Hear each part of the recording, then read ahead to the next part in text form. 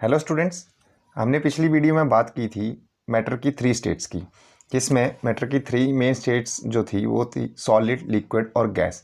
हमने उसमें ये बात की थी कि सॉलिड में जो पार्टिकल्स हैं वो बिल्कुल ही क्लोज होते हैं, मतलब बहुत ही पास होते हैं। लिक्विड में उनके बीच में जो है वेकेंट स्पेस होते हैं, और गैसेस के केस में जो है वो वेकेंट स्पेस बहुत ज़्यादा होता है। अब आज की इस वीडियो में हम ये बात करेंगे कि जैसे ही टेम्परेचर में कोई चेंज आता है तो ये जो थ्री स्टेट्स हैं इनके ऊपर क्या इफ़ेक्ट पड़ता है। तो आज की इस वीडियो में हम अभी बात करेंगे कि तापमान परिवर्तन का क्या प्रभाव पड़ता है।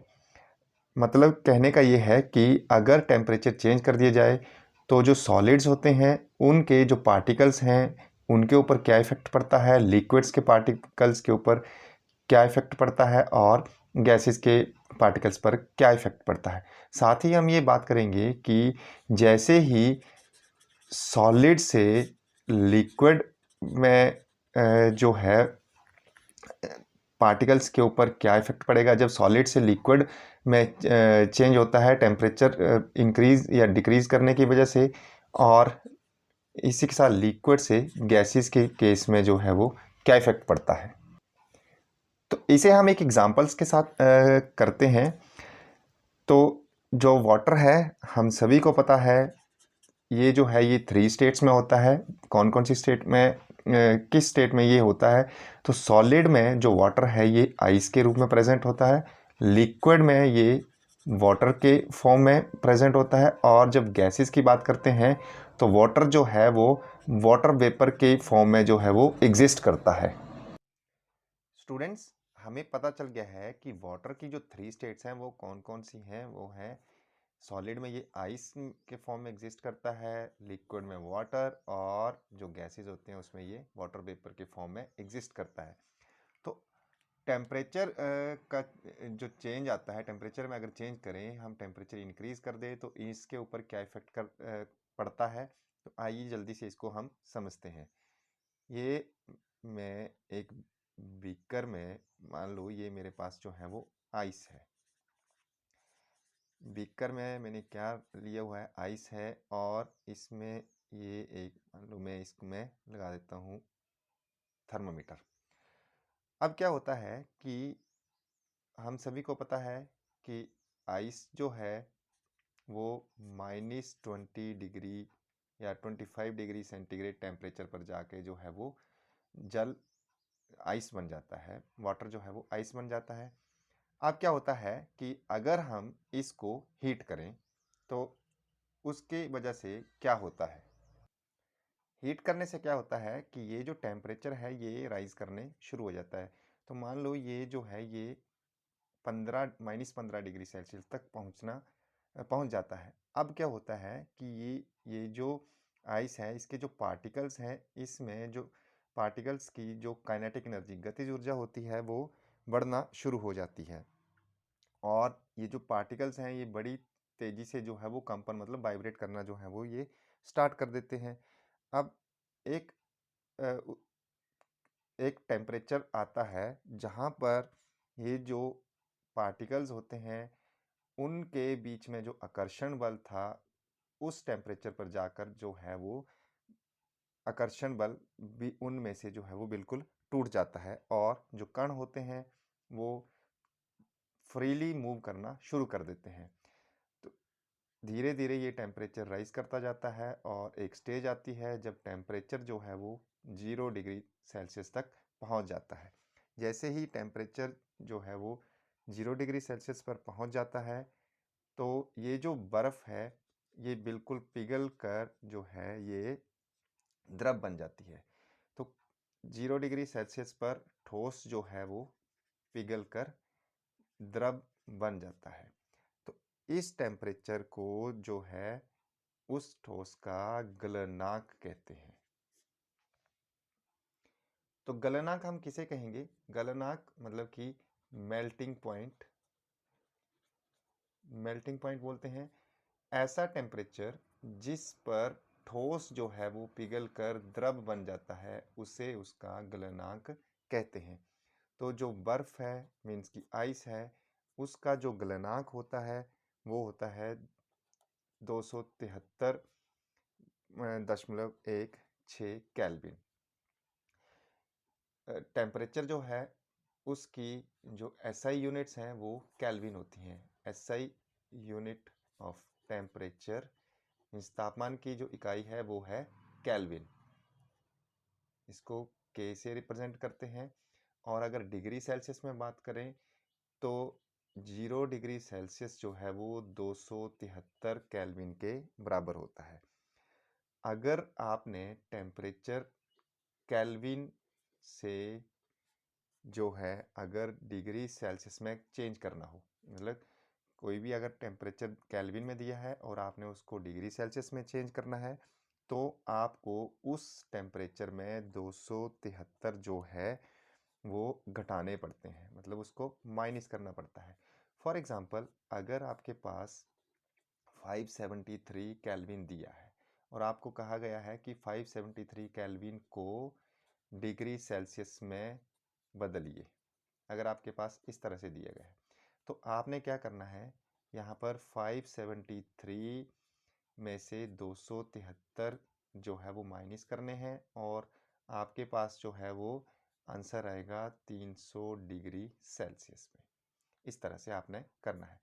दूसरी बात, अगर आपको दिया गया है डिग्री सेल्सियस से जो है वो केल्विन में चेंज करें, वेरी इंपॉर्टेंट, डिग्री सेल्सियस से केल्विन में चेंज करना है, तो आपने उस टेम्परेचर में जो है वो 273 जो है वो ऐड कर देना है।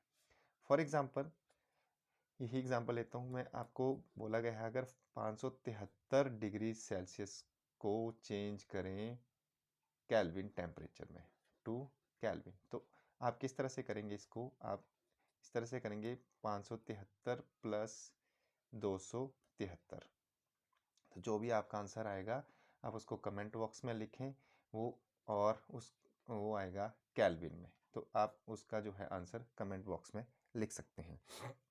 देखो, हमने अभी पहले बात की थी कि जब 0 डिग्री सेल्सियस पर ठोस जो है वो द्रव में पिघल जाता है, उस टेम्परेचर को हम उसका गलनांक कहते हैं। अब नेक्स्ट ये बात आती है कि बर्फ़ जो है वो 0 डिग्री सेल्सियस पर पूरी तरह से पिघल जाती है और वो जो है वो द्रव में परिवर्तित हो जाती है। पर अब यहाँ पर एक और बात आती है कि ये जो हम हीट दे रहे थे इस मतलब जब हीट इसको मिलती है बर्फ़ को, तो बर्फ़ जो है वो चेंज हो जाती है, परंतु तापमान जो है वो फिर भी नहीं बदलता है। तो ये यहाँ से जो ऊष्मीय ऊर्जा जा रही थी, मतलब इसको जो है वो हीट एनर्जी जो मिल रही थी उसका क्या होता है, ये हीट एनर्जी कहाँ चली जाती है। तो ये जो हीट एनर्जी होती है, ऊष्मीय ऊर्जा जो होती है, इसको बर्फ के कण जो हैं, जो मतलब कि आइस के पार्टिकल्स हैं, वो इसको ले लेते हैं और इस जो ऊर्जा है, ये एनर्जी है, इसको जो है वो लेटेंट, इस वाली ऊर्जा को बोलते हैं latent heat of fusion. Latent heat of fusion, और हिंदी में अगर मैं बात करूं तो इसको बोलते हैं संगलन की प्रसुप्त ऊष्मा। तो स्टूडेंट्स, संगलन की प्रसुप्त ऊष्मा क्या हुई कि वायुमंडलीय दाब पर 1 किलोग्राम ठोस को उसके गलनांक पर द्रव में बदलने के लिए जितनी ऊष्मीय ऊर्जा की आवश्यकता होती है उसे संगलन की प्रसुप्त ऊष्मा कहते हैं। अब मेरा एक क्वेश्चन है कि 0 डिग्री सेल्सियस या 273 केल्विन टेम्परेचर पर जल के कणों की ऊर्जा अधिक होगी या बर्फ के कणों की ऊर्जा जो है वो अधिक होगी, किसके कणों में ऊर्जा जो है वो अधिक होगी, जल के कणों की या फिर बर्फ के कणों की, ये आप मुझे कमेंट बॉक्स में ज़रूर लिखकर बताएं।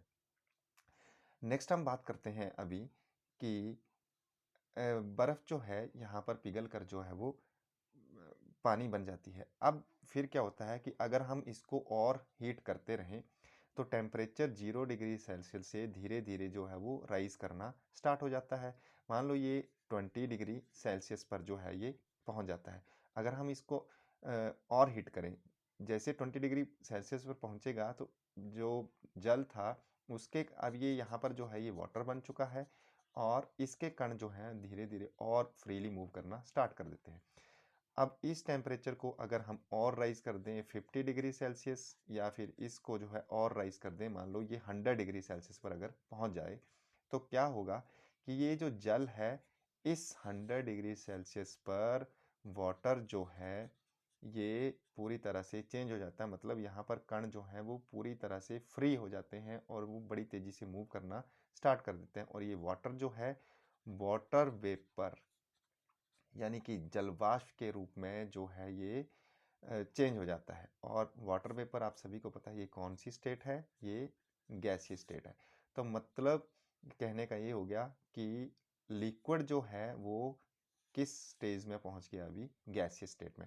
और ये कौन से टेम्परेचर पर बात आती है, ये 100 डिग्री सेल्सियस के ऊपर। तो कहने का ये मतलब हो गया कि ऐसा तापमान जिस पर जो है द्रव एकदम से गैस में परिवर्तित हो जाता है, गैस में बदल जाता है, उसे उसका क्वथनांक कहते हैं। तो क्वथनांक की डेफिनेशन क्या हुई ये मैं आपको बता देता हूँ। देखिए क्वथनांक क्या हुआ, वायुमंडलीय दाब पर वह निश्चित तापमान जिस पर द्रव उबलने लगता है उसे उसका क्वथनांक यानी कि बॉइलिंग पॉइंट कहते हैं। तो मैंने पहले ही बता दिया बॉइलिंग पॉइंट ऑफ वाटर जो है वो 100 डिग्री सेल्सियस होता है। इसे हम केल्विन में किस तरह से चेंज कर सकते हैं या केल्विन में ये क्या होता है, इसे आप कमेंट बॉक्स में ज़रूर लिखें। तो स्टूडेंट्स, हमने ये देखा कि तापमान बदलने पर हम पदार्थ को एक अवस्था से दूसरी अवस्था में किस तरह से बदल सकते हैं।